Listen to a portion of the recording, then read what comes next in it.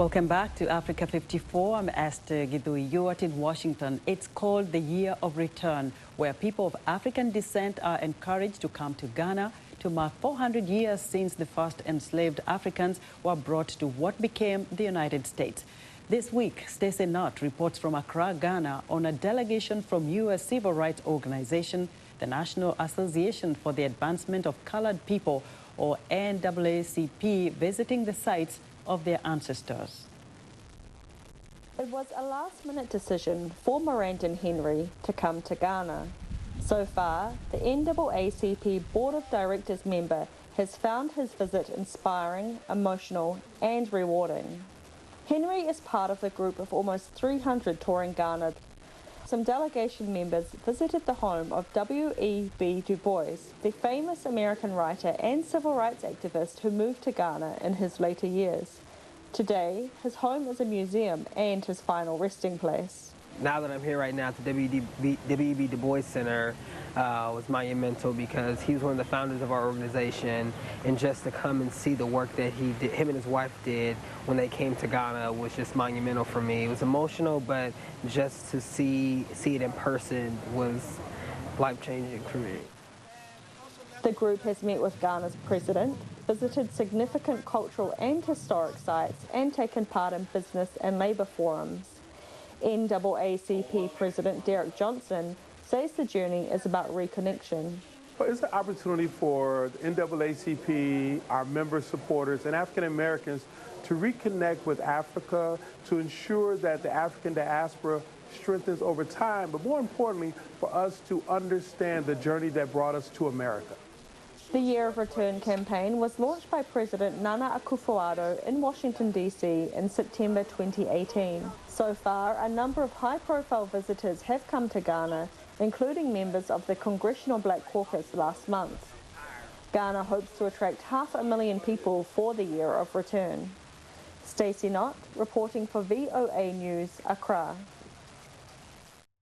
The Central African Republic is experiencing an education crisis after years of conflict since 2013, when mainly Muslim rebels ousted the country's former president, prompting reprisals from mostly Christian militias. But now, efforts by local and international authorities is helping young refugees return to school. Here's the story. Cousins Prince Bonier and Gothia fled their home in the Central African Republic in 2013 to escape civil war, where thousands were killed and many displaced. While in exile, like most teenagers, the cousins couldn't go to school.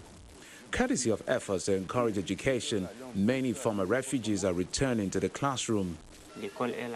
Education is the key to life. Without an education, I can't live in peace. Losing 5 years of schooling has taken me so many steps back. But lack of funding remains a challenge, and many are still kept out of school. Children were forced to flee, leave their studies, run to the bush, run to wherever they could. And they've lost years, years at home, years in the bush, years in exile without being able to study. A country in which children aren't able to go to school is a country that's dead. So we're preparing the future of tomorrow.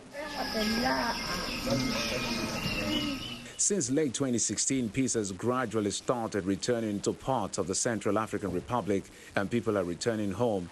According to a report by UN Children's Agency, UNICEF, the country is among countries in West and Central Africa where more than 1.9 million children have been forced out of school due to an upsurge in attacks and threat of violence against education.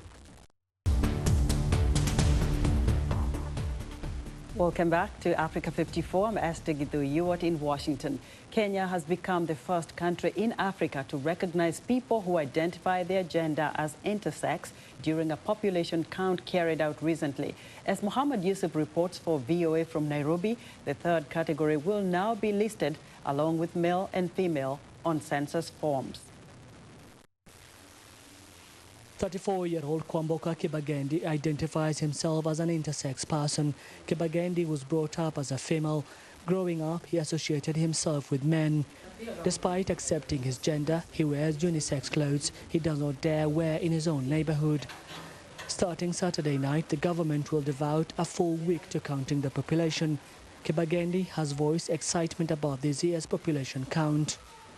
When I heard that people of intersex will be included in this year's census, I was so delighted. A small survey was done, but didn't establish how many people are intersex because people are afraid to come out. Now, since it's a government initiative, it will be easy, even for parents to bring their intersex child out for the count. It's a plus for people like us. I am so happy. Intersex people have reproductive organs, genitals and hormones that do not fit the usual female and male features. With this census, the government wants to ascertain their numbers for planning purposes. We've been categorizing as male-female, but you realize that we've been leaving them out. We need to plan for them. We need to have schools that are, have their interest at heart. So we need to know how many there are so that if anything is going to be planned for, we have something that is particular for that particular group of individuals. Some intersex people like Judith Baraza, who lives in Western Kenya, fear sharing her gender with government officials will expose her to more danger. It's not bad to include intersex people, but many people in the community don't know much about intersex people. The area chief, sun chief, and those people don't know anything about intersex. Now my problem is, if you tell them I am an intersex person, obviously they'll go with the information and tell other people. And when you walk, you're at risk. Despite getting some sort of acceptance, rights groups in the country have been encouraging intersex people to come out to be counted, but some have expressed fears of more violence and intimidation. This will be a matter of disclosure, and when disclosure happens, the intersex person will feel at risk, will feel vulnerable, will feel the discrimination may be heightened at a certain point. So we are hoping that we have mechanisms I hope the state has mechanisms to deal with that situation. The government maintains that citizens' personal information will be protected. Mohamed Yusuf for VA News, Nairobi.